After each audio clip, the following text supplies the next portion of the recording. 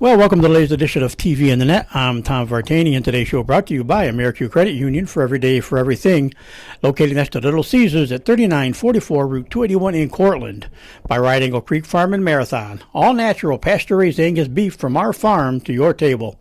Part of Cortland Voice, the exclusive media partner of TV on the Net. For all your local news and sports in Cortland County at no cost to you, check out CortlandVoice.com. By the Royal Auto Group on Route 281 in Cortland, the home of no hassle, no razzle-dazzle. Check them out at RoyalAutoGroup.com. By Yemen Real Estate at the entrance to Yemen Park off I-81 exit 11 in Cortland. By DJ Philly C. Make your wedding, party, or event extra special with the best DJ in the area. Contact DJ Philly C at 607-745-4346. By Nicky C's Hometown Pizzeria and Meatball Shop on Route 281 next to Hobo's in Homer. Find them online for fast, secure ordering or call 607-749-5300. They have a unique menu with dietary-specific options. Nicky C's, your grab-and-go specialists. By Graftex, located on Elm Street in Cortland. Founded in 1984, they provide custom screen printing and embroidery for teams and local businesses. Graftex continues its dedication to servicing customers' needs for innovative graphic designs, custom and printed apparel, and quality service. They are easy to contact at 1-800-417-7791. By Seven Valley Agency at 18 Tompkins Street in Cortland for all your personalized insurance services. Give them a call at 607-753-1821 or check them out online at sevenvalleyagency.com. Seven Valley Agency, where your money matters, our advice counts. By Riley's Cafe and Marathon, open 7 days a week for sit-in dining in a friendly family atmosphere. Riley's also offers carry-out and catering for some events. Check them out online at rileyscafe.com or call 607-849-6434. By Isaac Merker Studio, handling all your photographic needs in Central New York since 1982 at 74 Hamlin Street in Cortland. Give them a call at 607-756-0849 or check them out online at isaacmerker.com or on their Facebook page. By Arnold's Flower Shop, your premier wedding florist at 19 West Main Street in Dryden. For flowers for your wedding or any occasion, call 607-844-8601 or order online at arnoldsflowershop.com. By M&D Deli, located on Central Avenue in Cortland, open Monday through Friday from 7 a.m. till 3 p.m. M&D has breakfast sandwiches, bakery items, and daily lunch specials. They are also available for catering. Check out their Facebook page for more information. Stop by or call 607-753-TO-GO. That's 753-8646. And look for their new food truck in the spring of 2022. And by Crop Growers LLP, the first choice in crop insurance located in Homer. Contact K.C. Slade at 607-591-2460 for more information. Well, it wasn't too long ago, we were here at SUNY Cortland talking football. We did a Cortica preview, and we spared both coaches that day. We got a couple players on, and that was a first, like I said, everybody heard me joke. The first time I ever had two guests try to make me laugh during the sponsor reads, between Devin Smith and the no hassle, no razzle dazzle. That's a great line. I definitely got to get Devin to just record that part for me, just so I can just play that every time I do this. But as you heard in the background right there, that was SUNY Cortland head coach Kurt Fitzpatrick for the Red Dragons, who are on a roll right now. They, of course, won that Cortica Jug game that we previewed back a few weeks ago. They are now into the second round of the NCAA Division III tournament. Thanks to that win at Cortica, that kind of got them into where they had to go, and they're getting ready for a Saturday, again, another noon kickoff, I believe. It's going to be a noon kickoff on Saturday. On Saturday. They are right now, we say, playing very well, 13th ranked in the nation, and they'll be playing the 18th ranked team out of RPI, Rensselaer Institute, Polytechnical Institute. They're 10-1, and it's ironic. This is now, again, another common foe for both your teams was Ithaca College. That was the one team that in the Liberty League that kind of handed Ithaca College their defeat in the league this year was RPI. So Kurt Fitzpatrick should be a very interesting game on Saturday. Yeah, it's going to be a very good game. RPI is a really good team. They are battle tested. They've got a quarterback who's a 4-year starter and has won a lot of games there. It's going to be a challenge for us. We're excited to host the game and play at home again. in front of our home crowd. But yeah, our RPI is very well coached. They play great defense. I think they're allowing right around 14 points a game on the year. You look at all their scores, they play a lot of close, tight, 17 to 14. I think the score when they played Ithaca was 14 to 11. So, they don't play a more of a slowed down brand of football. And like I said, play great defense and protect the football and are fundamentally sound. So it's going to be a challenge for us, and we're excited to get back out there and try to win one more. Before we talk about the game a little bit, obviously let's talk about, as we said, the undefeated season still going. Great year in the Empire 8, and just of course this past week as well, the Empire 8 All Conference Awards were handed out. Mm-hmm. Congratulations to you and your coaching staff as being the coaches of the year. Thank you. As I spoke to the players about, I was going to say joked with the players about, but it's the truth. It's our job is easy when we have as many great players and to coach, and we have so many great seniors on this team, as well as some great underclassmen. But our seniors have led us all year, and to see all of them on the all conference team is great. It makes my job and my staff's job a lot easier when we have great players, and they're such a pleasure to coach. And of course, 21 Empire 8 All Conference Awards, 15 of them first team, and a few of them, of course, were players of the year, respectively. And of course, it all starts with senior quarterback Bree Sagala. Was the Empire 8 Offensive Player of the Year. Senior linebacker Dylan Dubuque, yep. Was named the Empire 8 Defensive Player of the Year. Sophomore defensive lineman Nick Ladaro was a Empire 8 Rookie of the Year honors, as we said. So those are some of the extra honors that went along with everything else. And of course, senior linebacker Paul Imperiali is the Red Dragons representative for the potential Empire 8 Sportsman of the Year award. So I mean, the first team honors are nice, but when you get a little extra recognition like that too, it means a lot. It shows a lot what these guys did this year. Yeah, and they deserve it. They deserve. They've worked so hard and are really dedicated to our football program, and a lot of the seniors like Breeze and Dylan and Paul, it's been a long year. Having what was supposed to be their senior year got canceled in the fall of 2020, and to persevere through that and now end up where we are with the individual awards, but also an undefeated regular season and a chance to play in the NCAA playoffs, in which we won our first round game. So it's just I'm proud of those guys and happy for them that this can be the way that their senior year unfolds. Is pretty special. What was it like after, like I said, obviously, snatching the quarter jug away from Ithaca College, who's been holding on to it pretty good for the last few years. Mm-hmm. You get that, and then a day later you find out that you guys did, definitely land on an NCAA Division III berth, which has been a while since the Red Dragons did that. What was that like when that whole weekend ended? It was great. I mean, we knew that we were going to be in the NCAA tournament once we wrapped up our conference championship, because it was we got an automatic bid. So that's where we felt like the Cortland game, there was no really added pressure for us in that game. We knew we were going to be in the NCAA tournament. It was just a matter of where we were going to be seated and whether we were going to play home or away. And so, so we just got to focus on that game versus Ithaca, and what a game it was. It was just a fun place to be. The stadium was packed, great crowd. It was a typical November day. It was, rain, sleet, snow, and then it turned sunny and nice toward the end of the game. We got a little bit of everything, and an exciting ending with a blocked field goal. So winning that game and the high of that, and then finding out where we were in the bracket the next day and who we were going to play, it's just an exciting time. Our players were excited to just to be a part of the tournament. We don't have any players that have been in the NCAA playoffs. The last time Cortland was in the NCAA tournament was 2015.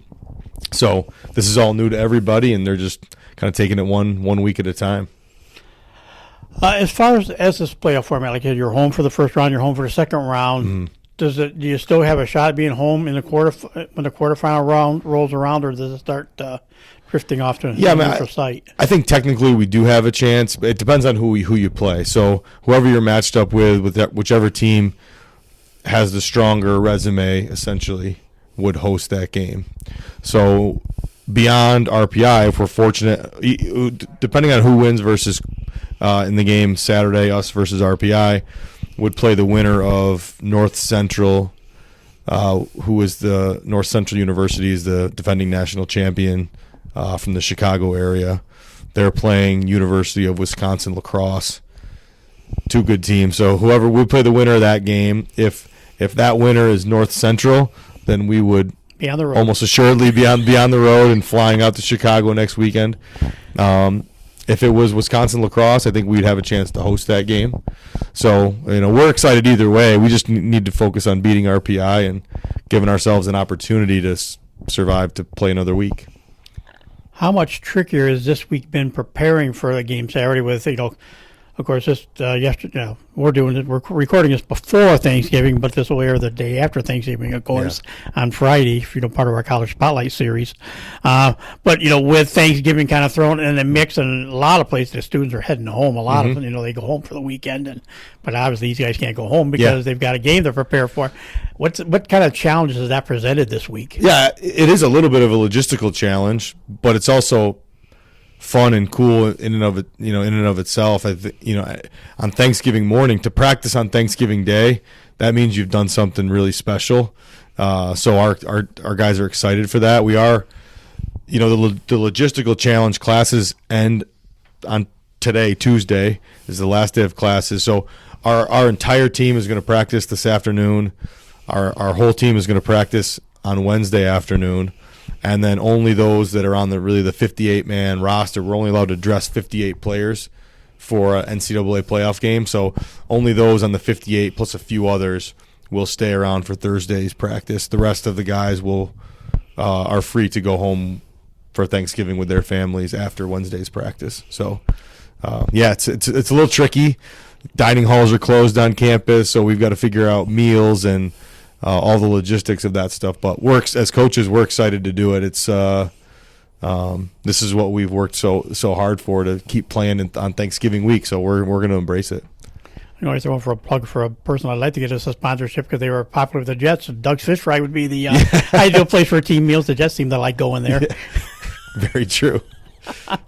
So last week we said it was a Springfield a team, a good team with a lot of good traditions as well. A 26-21 victory last week here. Of course, I said again, Breeze Sagala, 12 of 19 passing for 231 yards and a touchdown. So, what was that game like last week for to get that win over Springfield? Yeah, it was Springfield. For those that don't know about Springfield College and their history and tradition, they're a triple option off. They've been a triple option offense ever since I can remember. That's the like Navy runs, like Army runs. They're an option team, and so that's whenever you play Springfield, you're going to get a tough, talented, physically tough, mentally tough team. They run the option, and we don't see the option very much at all.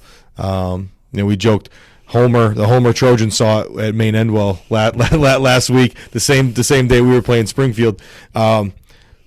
So the Springfield game, we knew that was tricky. Preparing for a triple option team, it's hard to simulate the speed and precision of their option in practice. It's hard for us because we don't run the option like that. So that part's a little tricky. But that kind of adversity, and we provided some of our own adversity. Early in the game, we had a miscue on special teams and gave Springfield a very short field in the first quarter. Fell behind 7-0, and then our guys really persevered through that, and we tied it back up on our following possession at 7-7, and had a great 2-minute drill right before halftime to extend our lead to 16-7 to put it more than a one-score game at half, and just battled in the second half. Springfield fought to the end. We forced a turnover right at the end of the game to seal the victory. So proud of our team for fighting through. We didn't play our best game. I think our guys know that. A lot of that was because of the challenges that Springfield presented us. But we're excited to win the game, survive and advance in the tournament. So we live to fight another day, and we're excited to get back out there. And of course, of those 12 completions, 4 of them for 127 yards, including like they say it was 10 minutes left in the game. Gave you that 2 touchdown cushion in 26-14. JJ Lapp, a nice game on the receiving end. Yeah. JJ has he's been great all year for us. He's a big play guy. He has tremendous speed, and we got some looks in the game the week before. In the Cortland Jug game, we had run the ball really well. Our freshman running back, Jaden Alfano St. John, I think against Ithaca, had averaged over 8 yards a carry in that game. And so Springfield gave us a few more looks where their safeties were down in the box and gave us some opportunities to get behind their secondary. And JJ made a couple huge plays. One long pass that got us down to the 1 yard line, and another one in the second half in the fourth quarter that, like you said, pushed it ahead, got behind him for a long touchdown. JJ's been great all year. He's a big play receiver, and had a really good game Saturday. And mentioning Jaden, he had 85 yards and he ran for a couple touchdowns as well. So it was the balance, the ground game and the air game, and then like you say, the defense bent a few times, but for the most part, held up very well under the pressure. And Dylan, again, we talked about, led the team 13 tackles, matching a career high. So just to kind of set the tone for the defense. Yeah, Dylan is he's the conference defensive player of the year for a reason. He's consistent, he's tough, and he's just resilient out there. He plays the field outside linebacker. They try running the option to the field. He's all over the place making tackles. He's just a great leader for our team, and he's a tackling machine. He's also is a great wrestler. Has a great wrestling career here at Cortland as well. So the wrestlers usually can tackle pretty well, and Dylan definitely holds true to that. I guess also because it is the option, and there's just so many different things that the guys have to key on. Zach Thusen. Mm-hmm. He ended up with a career high 10 tackles. Then your a safety, Christian Legenier. Yeah. Ended up with 9 tackles. And then another linebacker, Tiziah Owens. Yep, Tiziah Owens, yeah. I'm glad Bobby gets to do his name. I don't have to. And then, of course, Nick Ladaro, who we mentioned, was an all-conference guy, had a career high as well with 8 tackles. And so did Paul Imperiali. Yeah. So it was a balance, but you see a lot of linebackers there, and one safety and of course one lineman. But that is that really the linebackers are much of a key in that option game. Yeah, the option game is Zach Thusen. He played significantly on defense for the first time all year because of injury. And he's a thumper. He likes to hit, and so a lot of those tackles were the fullback dive part of the option, and he was coming up and filling really well and making some physical tackles on the fullback. And Springfield runs the ball almost every single play. So we knew that we were going to have to – it was going to be a group effort stopping that offense. And, I thought we did a great job. Like I said, that we pretty much gave them with a punting miscue. We gave them a very short field for their first touchdown. Other than that, they drove the field a few times on us, but our guys made a bunch of plays and put our offense in positions to score and ultimately win the game. And really, RPI much the same.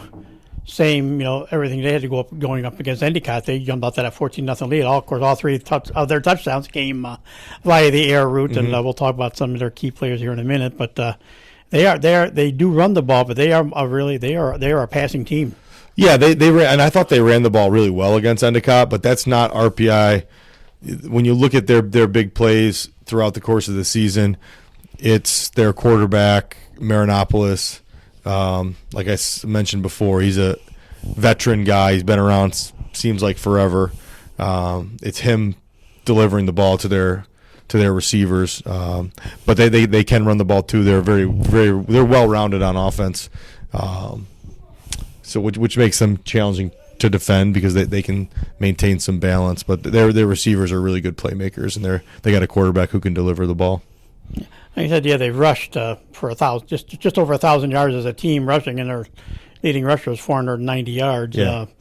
But it is, yeah, like you said, the quarterback one shy of 300 passing attempts this year, 189 completions out of 299 attempts, and kind of the 63% ratio there, and the other kind of ratio like 26 touchdowns and only thrown 6 interceptions. Yep. So he's pretty accurate, over in all phases. Yeah, it doesn't turn the ball over much. They're well coached. They really attack well with some of their pass game concepts.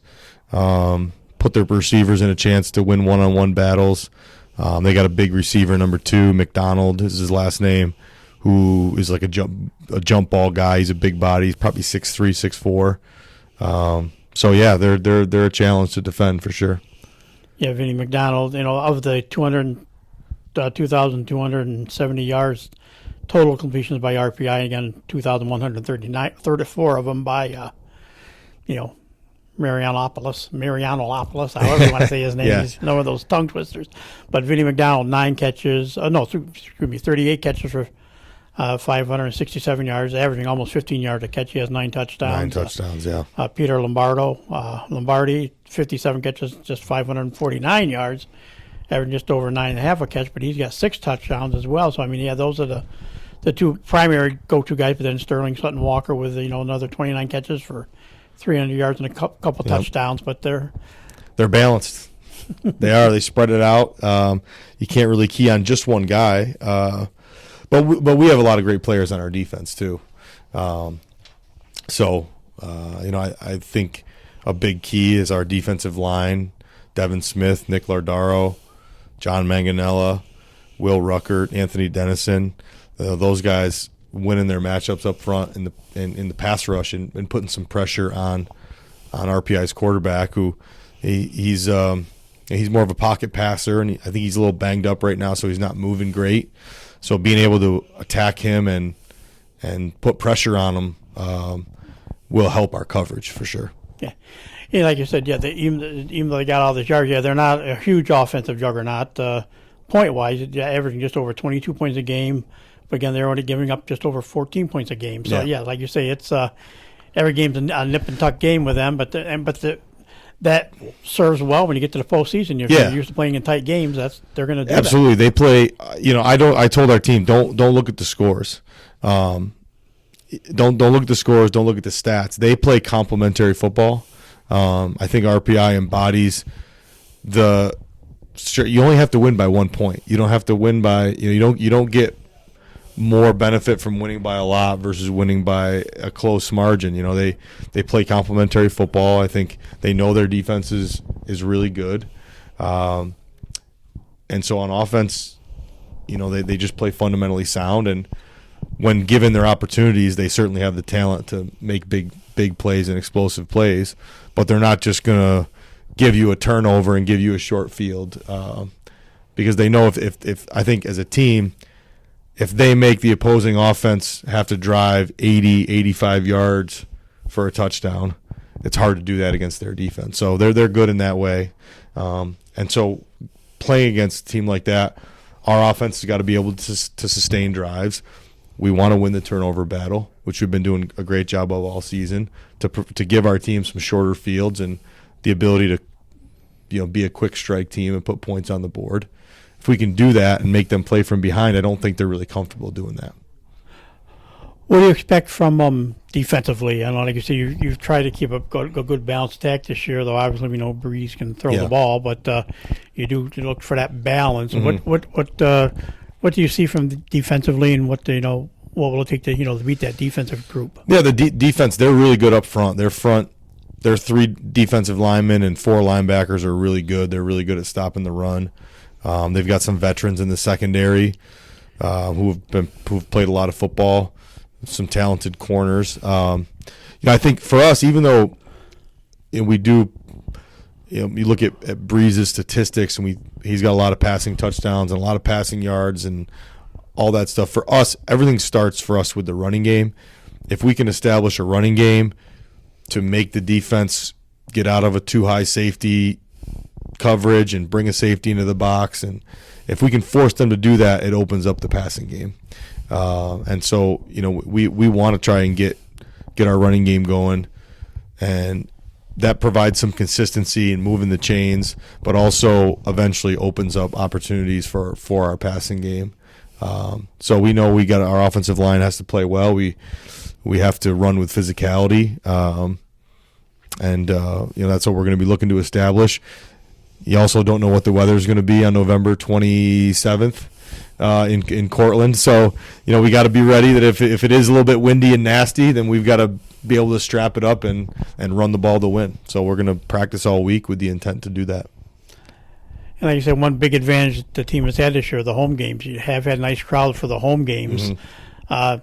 Might be a little thinner home crowd if a lot of kids do go home. A lot of kids will go home for the weekend that don't have a vested interest in this game. But it's still the fact that it's still your home locker room, it's your home field, and so that the familiar surroundings. And this might be one of those cases where there will be a lot of kids home from college that the area high schools that might draw a lot of other football players from around the area may decide to come and check this one out. Yeah, it'll be interesting to see what the crowd is like. When you play Cortica at home, obviously any game you play at home after that is not going to really live up to the number of people in the stands and the raw emotion of it.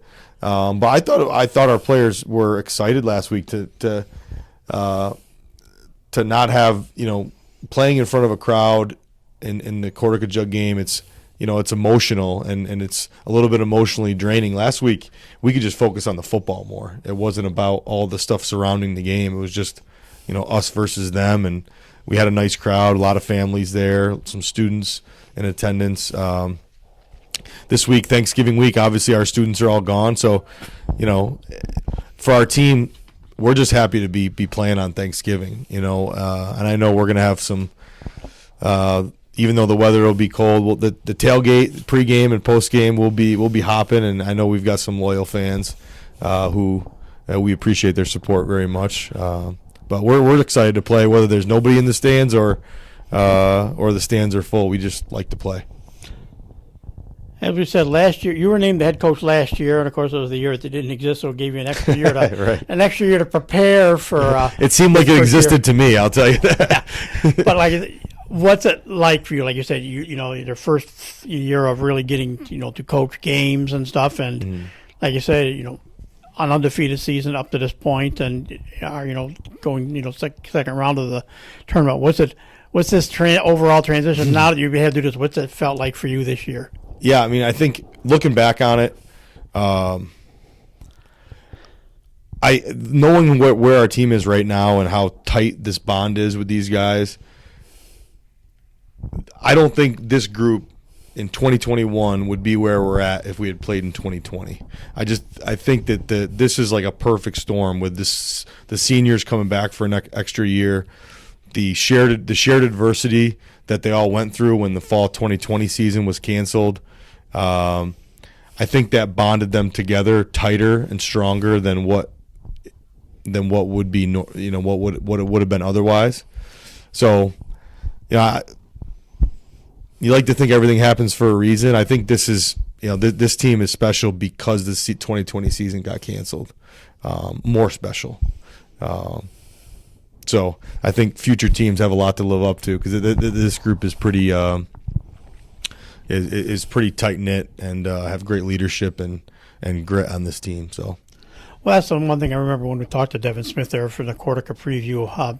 How much this really is. It truly is a family. So yeah, even though they're not going home to their quote unquote families, they are still going to be spending Thanksgiving with family because that's just how close these guys are. Yeah, they consider themselves family. We consider ourselves family.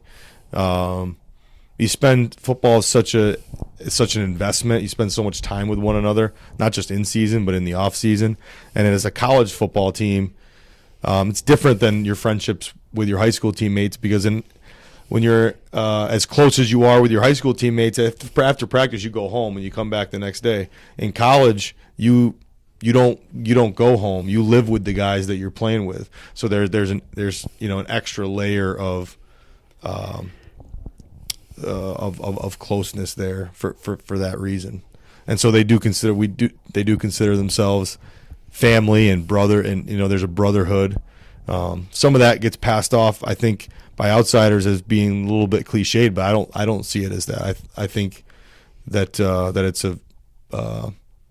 it's a real thing, and so that's why Thanksgiving is they're excited to have Thanksgiving dinner with one another, because they've been working so hard for it, and they see it as a payoff to their hard work. And also, like you're saying, you can dress 58 guys, and there'll be a few more that'll stick around to practice. But even those guys that aren't going to be able to dress and play, as close as the team has been, are a lot of those guys that aren't going to be, are they going to go home, or do you think they'll stick around and be with their teammates still? Yeah, I mean, some of them are sticking around. I know that some of them are going home, especially our younger players who aren't on the 58-man roster, because it's an adjustment for their families too. A lot of them are away from home for the first time. They may be from 3-4 hours away, and their family has traditions and Thanksgiving, traditions and all that, and they're a little bit homesick, and this is their chance to go home, and their parents want to see them and spend time with them, because they don't get to go home during the football season like other students do in the fall semester. So I have no problem with that. Some of them will probably come back for the game on Saturday, and if they aren't, I'm sure they'll be locked in on their phones and tablets and all that stuff, watching the game streamed. And then hopefully we can win the game, and we can get everybody back next week and back for one more week of practice. And obviously, it's the one thing, you'll see the high school seasons, you always got to beat the number one team, or the defending champion is back and stuff. So the odds are that you would meet them at some point. So it's not the worst, like you say, we have to meet them in the quarterfinals if that does play out and you get to play, Central, next week. It's just that you got to beat the best, to keep going on anyway. So sure. It'll just be another challenge. But of course, got to worry about RPI first. Got to get there first. That's right. As far as like you say, there is. Do you know exactly what's going to be? I know they have been streaming the game this year. I know the colleges have stuff. So it'll be live streamed, so people, if they can't make the trip here, they're going to be able to watch the game. Yeah. If you go to our athletics website. CortlandRedDragons.com, I believe, is the website. Yes, you can. There's links if you go to the football page, or it might even be on the main page on Saturday. There's clear links. Fran Aaliyah is tremendous, outstanding at his job. Our sports information director. There'll be a link, and you can watch the game right online. It's a great view.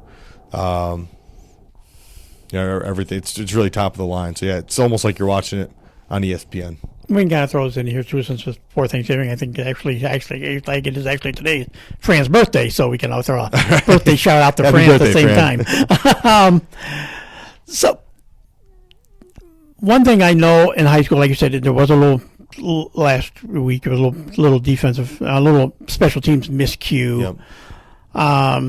And you've heard his name, you know of him well. One thing Homer coach Gary Pasilic always says, the special teams is the 1/3 of the game that can affect 50% of the outcome of the game. So, do you think this could? As there are two teams that your margins of victory have been a little bit wider. Theirs have been a little bit tighter. But do you see where it really could come down to a key kickoff or punt return or kick return that could hinge things this week? Yeah, no doubt about it. I think when you look at our team and RPI, both have really good defenses. Both of our defenses are in the top however many in the country, the top 10%, let's say, in the country. So when you're in such a defensive battle, a short field because of a blocked punt or a long kickoff return or even a big penalty or something that gives the other team's offense a shorter field where you don't have to drive 75, 80 yards is huge in this type of game. And with a one-score game in the fourth quarter, late November, the wind's howling, execution on you never know which play is going to be the one that wins or loses the game. It could be any play.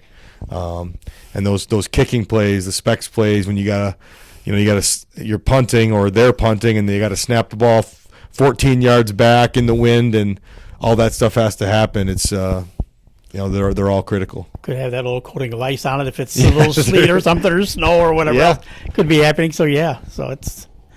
Well, Kurt, we want to wish you and the Red Dragons the best of luck on Saturday. Again, a 12 noon kickoff at the stadium complex. Cortland, of course, 11-0 the season. RPI at 10-1, so it should be a good. For only a second round game, it should be a real good matchup. So again, best of luck to the Red Dragons on Saturday. Thank you, Tom. Appreciate the coverage. Appreciate it. Go Dragons. And that'll do it for this edition of TV on the Net. Today's show brought to you by AmeriQ Credit Union, for every day, for everything. Located next to Little Caesars at 3944 Route 281 in Cortland. By Riding Eagle Creek Farm and Marathon. All natural, pasture-raised Angus beef from our farm to your table. By the Cortland Voice, the exclusive media partner of TV on the Net. For all your local news and sports in Cortland County at no cost to you, check out CortlandVoice.com. By the Royal Auto Group on Route 281 in Cortland, the home of no hassle, no razzle-dazzle. Check them out at RoyalAutoGroup.com. Going to get Devin to do that for me, definitely. By Yeaman Real Estate at the entrance of Yeaman Park off I-81, exit 11 in Cortland. By DJ Philly C. Make your wedding, party, or event extra special with the best DJ in the area. Contact DJ Philly C at 607-745-4346. By Nikki C's Hometown Pizzeria and Meatball Shop on Route 281 next to Hobo's in Homer. Find them online for fast, secure ordering or call 607-749-5300. They have a unique menu with dietary-specific options. Nikki C's, your grab-and-go specialists. By Graftex, located on Elm Street in Cortland, founded in 1984. They provide custom screen printing and embroidery for teams and local businesses. Graftex continues its dedication to servicing customers' needs for innovative graphic designs, custom and printed apparel, and quality service. They are easy to contact at 1-800-417-7791. By Seven Valley Agency at 18 Tompkins Street in Cortland for all your personalized insurance services. Give them a call at 607-753-1821 or check them out online at sevenvalleyagency.com. Seven Valley Agency, where your money matters, our advice counts. By Riley's Cafe and Marathon, open 7 days a week for sit-in dining in a friendly family atmosphere. Riley's also offers carry-out and catering for some events. Check them out online at rileyscafe.com or call 607-849-6434. By Isaac Merker Studio, handling all your photographic needs in Central New York since 1982 at 74 Hamlin Street in Cortland. Give them a call at 607-756-0849 or check them out online at isafmerker.com or on their Facebook page. By Arnold's Flower Shop, your premier wedding florist at 19 West Main Street in Dryden. For flowers for your wedding or any occasion, call 607-844-8601 or order online at arnoldsflowershop.com. By M&D Deli, located on Central Avenue in Cortland, open Monday through Friday from 7 a.m. till 3 p.m. M&D has breakfast sandwiches, bakery items, and daily lunch specials. They are also available for catering. Check out their Facebook page for more information. Stop by or call 607-753-TO-GO. That's 753-8646. And look for their new food truck in the spring of 2022. And by Crop Growers LLP, the first choice in crop insurance, located in Homer. Contact Casey Slade at 607-591-2460 for more information. So once again, Round 2 of the NCAA Division III tournament this weekend in football at the Stadium Complex. Again, the Red Dragons playing host to RPI. Kickoff again, as we said, Saturday at 12 noon. So, best of luck to the Red Dragons. Thank you again to Coach Kurt Fitzpatrick for taking time to talk to us. I'm Tom Vartanian. Thanks for listening, and we'll talk to you again soon.